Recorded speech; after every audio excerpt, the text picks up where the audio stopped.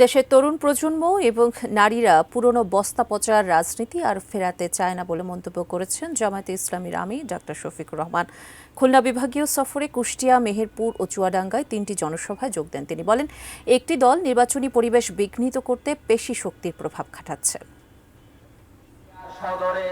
নির্বাচনী প্রচারের পঞ্চম দিনে খুলনা বিভাগের উত্তর প্রবেশদ্বার কুষ্টিয়ায় জনসভার মাধ্যমে কর্মসূচি শুরু করেন জামায়াতে ইসলামের আমির ডাক্তার শফিকুর রহমান।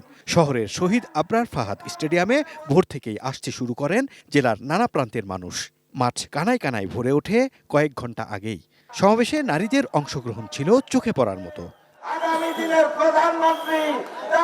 দুপুর 12টার দিকে মঞ্চে আসেন জামায়াত আমির।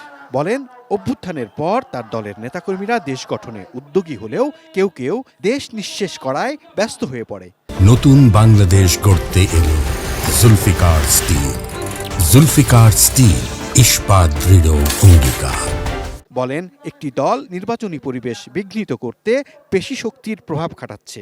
আমরা বলেছিলাম অন্যায়ভাবে কাউকে মামলার আসামি করা হবে না। আমরা অন্যায়ভাবে একটা মানুষকেও মামলার আসামি করি নাই। বাংলাদেশে হাজার হাজার মামলা আমরা দায়ের করি নাই, কিন্তু সে জায়গায় কেউ কেউ মামলা করেছেন মনের সমস্ত মাধুরী মিশিয়ে। শত শত মানুষকে মামলার আসামি করেছে। আগামী নির্বাচনে তরুণ প্রজন্ম এবং নারীরা জামায়াতকে বেছে নেবে জানিয়ে দলটির আমির বলেন, পুরনো বস্তা পচা রাজনীতি আর ফেরাবে না জনগণ। যুব সমাজ, ভাই বোনেরা, আমরা কোনো বেকার ভাতা তোমাদেরকে দিব না, দিতে পারবো না। বেকার ভাতা দিয়ে বেকারের মহাসমুদ্র তৈরি করতে চাই না, বরঞ্চ প্রত্যেকটা যুবক যুবতীর হাতে সম্মানের মর্যাদার উপযুক্ত কাজ তুলে দিতে চাই। এরপর মেহেরপুর শহরে এক জনসভায় যোগ দেন জামায়াতের আমির। হা ভোট মানে বাংলাদেশ, না ভোট মানে আধিপত্যবাদ।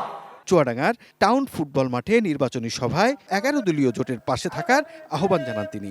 আমরা আপনাদেরকে কথা দিচ্ছি, কোন আধিপত্যবাদের কাছে আমরা অবশ্যই মাথা নত করে মিনমিন করব না।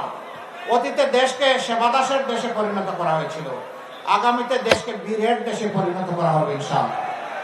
বিদেশে আমাদের বন্ধু থাকবে অসংখ্য, কিন্তু প্রভু মানব না কাউকেই, প্রভু শুধু আল্লাহ রাব্বুল আলামিন।